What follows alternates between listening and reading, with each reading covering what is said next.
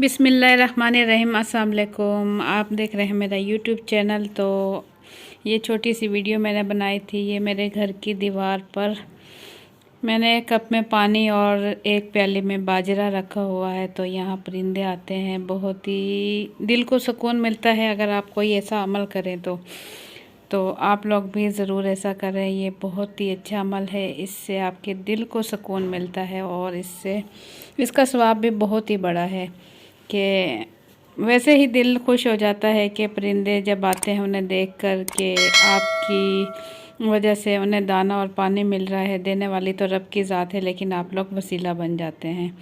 तो आज की रेसिपी मैं बनाने जा रही हूँ आलू और कीमा। तो वीडियो के एंड तक मेरे साथ रहें ताकि आप जान सकें कि मज़ेदार आलू और कीमे की रेसिपी हम कैसे बनाएंगे। तो रेसिपी शुरू करते हैं। बिस्मिल्लाहिर्रहमानिर्रहीम। 1 कप कुकिंग ऑयल लेने के बाद एक बड़े साइज़ की प्याज मैंने बारीक काट कर फ्राई कर लूँगी। मैं इसे मीडियम फ्लेम पर मैं इसे फ्राई करूँगी, गोल्डन होने तक मैं इसे फ्राई करूँगी। तो यहाँ गोल्डन हो चुकी है, मैं आपको दिखाऊँ। ये देखें, बहुत ही खूबसूरत सा इसका कलर आ चुका है। इस टाइम में इसकी फ्लेम मैंने बिल्कुल लो कर दी है और मैं इसमें डाल लूँगी मसाले। अदरक लहसुन का पेस्ट शामिल करूँगी 2 खाने के चम्मच और इसे मैं हल्का सा भून लूँगी। और इस टाइम में शामिल कर दूँगी इसके अंदर कीमा मैंने लिया है ½ kg। कीमा आप कोई भी ले सकते हैं, मटन का ले सकते हैं, बीफ का ले सकते हैं। मेरे पास बीफ का कीमा है, इसी रेसिपी से आप मटन का भी बना सकते हैं। तो कीमा मैं भून लूँगी। भूनने के बाद ये देखें वाइट हो चुका है, इसका कलर चेंज हो चुका है।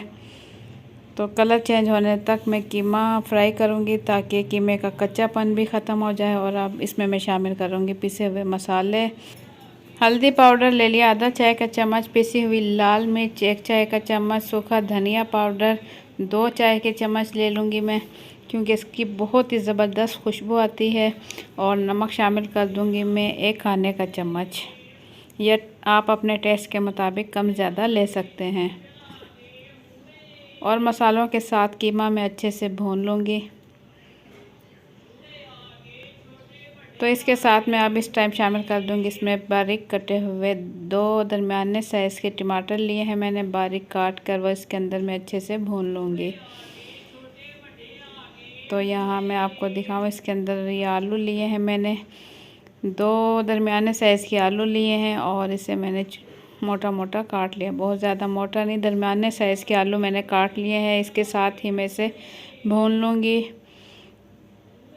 अब मैं इसमें थोड़ा सा पानी शामिल करूँगी और इसके बाद ढक्कन ढककर इसे पकाऊँगी 7 से 8 मिनट के लिए।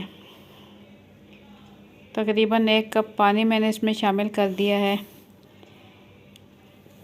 और लो टू मीडियम फ्लेम पर मैं इसे पकाऊँगी।